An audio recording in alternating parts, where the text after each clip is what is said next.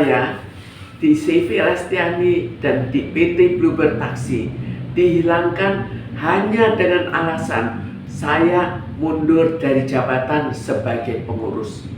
Jadi secara logika mestinya harta saya dalam kepemilikan tetap ada, tapi itu yang dihilangkan, dan dihilangkan tanpa tanda tangan saya dan juga tanpa bayar.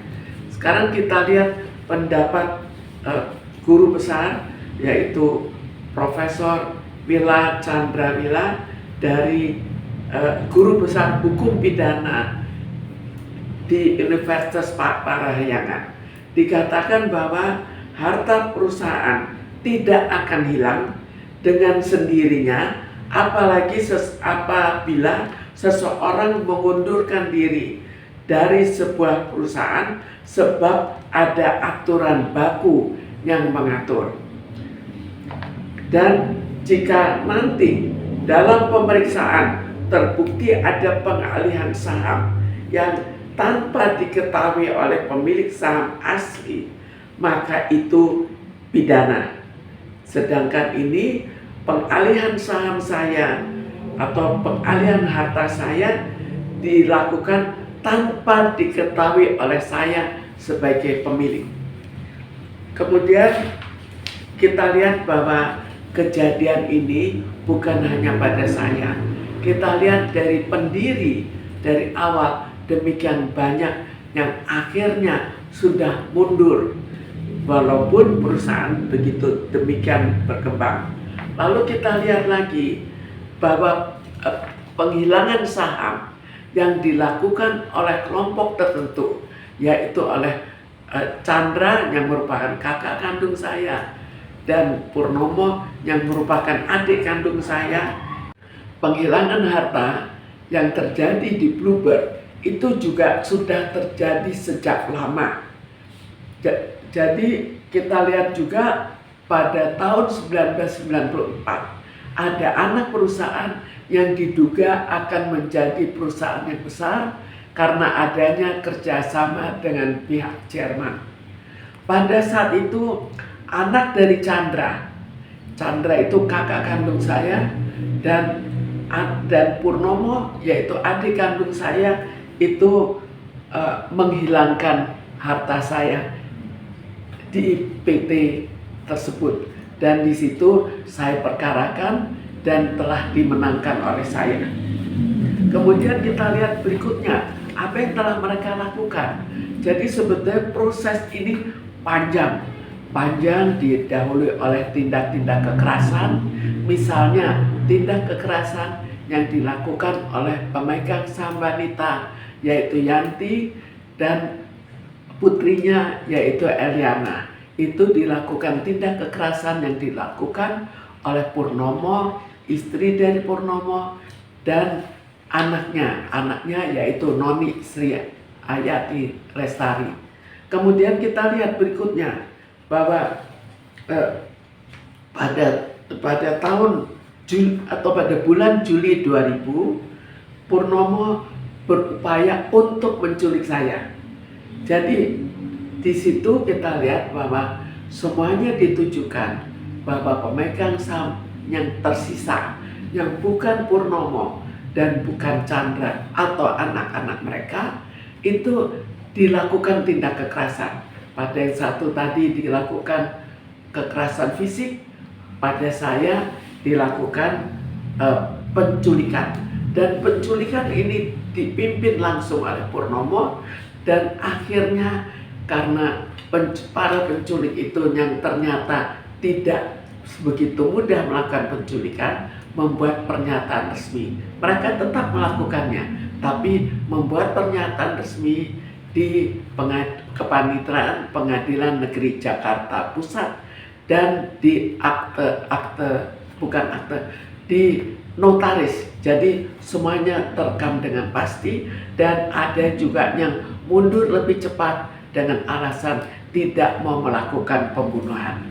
Jadi penculikan ini diikuti oleh dialihkannya saya setelah berhasil ditangkap, setelah berhasil diamankan di dipindahkan ke tim 4, yaitu tim penculik yang jauh lebih canggih.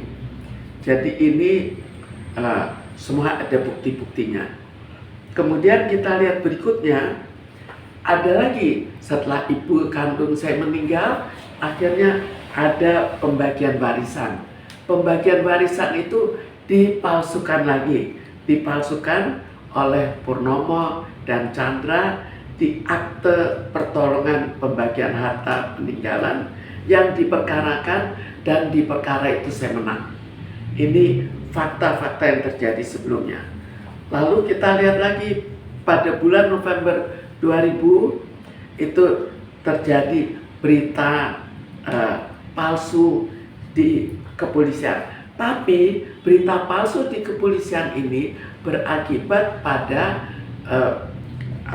surat perintah penangkapan untuk menangkap saya dengan alasan perbuatan tidak menyenangkan, dan dilakukan juga penggeledahan badan, pakaian, dan rumah.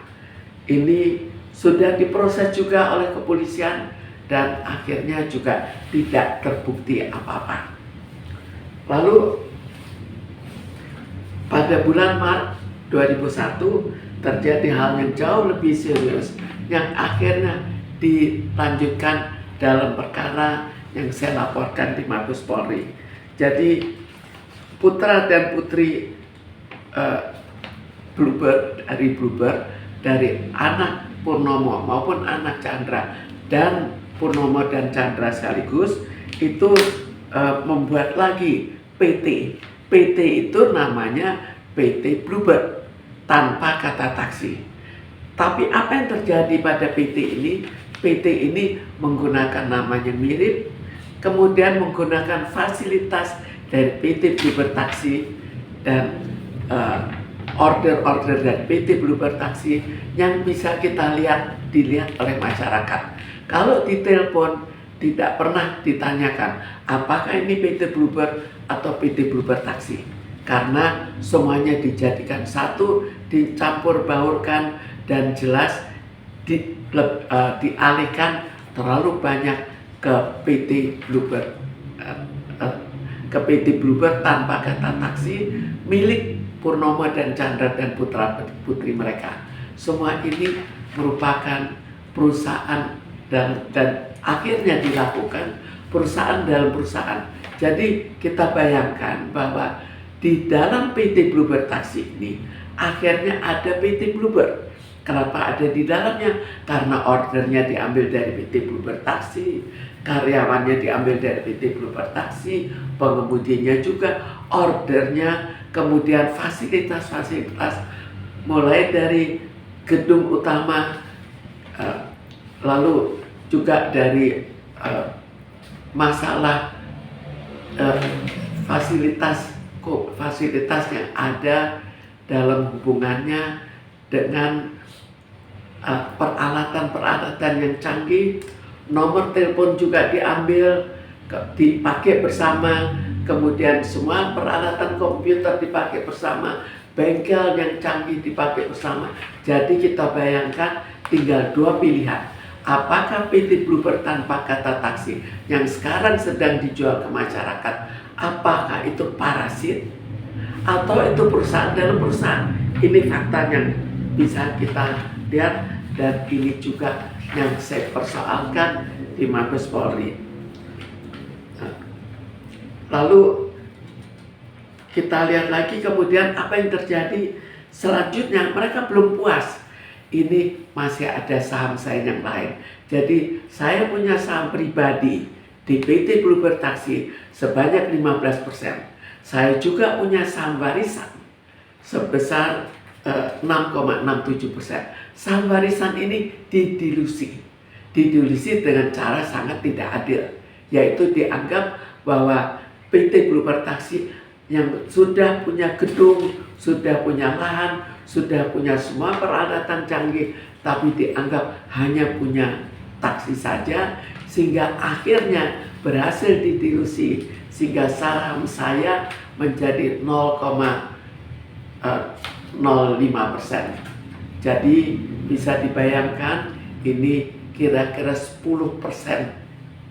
90% diambil, 10% dikembalikan pada saya. Dan setelah itu mereka masih belum puas juga. Jadi kalau tadi sudah ada tindak-tindak kekerasan, kemudian masih dilanjutkan lagi, yaitu Nini Sri Adriani Lestari, yaitu anak dari Purnomo, mencoba untuk menghilangkan harta dalam bentuk kepemilikan tanah. Caranya dilakukan, melaporkan ke BPN bahwa saham awalnya dilakukan dengan pemblokiran, tapi sebelum pemblokiran selesai belum dilaporkan ke saya, kemudian dikatakan harta-harta saya, tanah-tanah saya sudah dilakukan sita jaminan berdasarkan peraturan putusan pengadilan negeri. Tapi sebetulnya itu bohong, tidak pernah ada. Jadi bisa dibayangkan bahwa dilakukan dengan penuh kebohongan hanya untuk mengambil lagi saham saya. Harta tanah saya. Apakah masih kurang banyak yang mereka curi? Kok harus diambil lagi?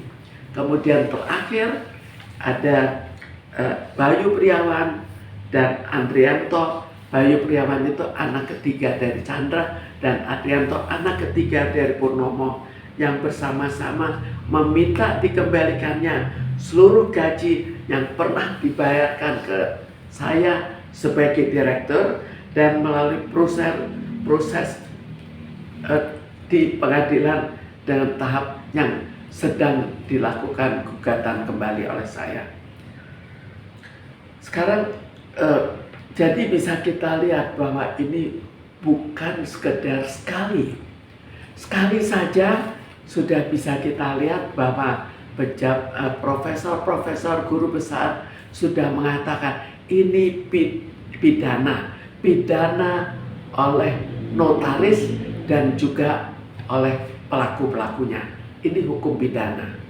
Tapi selain itu ada juga menyusul pejabat-pejabat dan profesor-profesor lain yang juga memberikan komentar, dan pengaruhnya terhadap negara, bangsa dan negara. Kita bisa bayangkan apakah orang lain tidak takut, apakah perusahaan tidak takut untuk melakukan investasi dengan hukum yang berjalan seperti ini. Karena itu masalah berhasil atau tidak berhasilnya hukum mempersoalkan hal ini dan memenangkan kebenaran itu akan ikut menentukan bagaimana takutnya investor lain untuk masuk ke Indonesia atau investor Indonesia untuk melakukan untuk mendirikan perusahaan. Jadi sangat lebih ditakuti lagi bahwa yang berani menginvestasi adalah mereka yang berani melakukan penggelapan seperti yang dilakukan oleh Bluebird.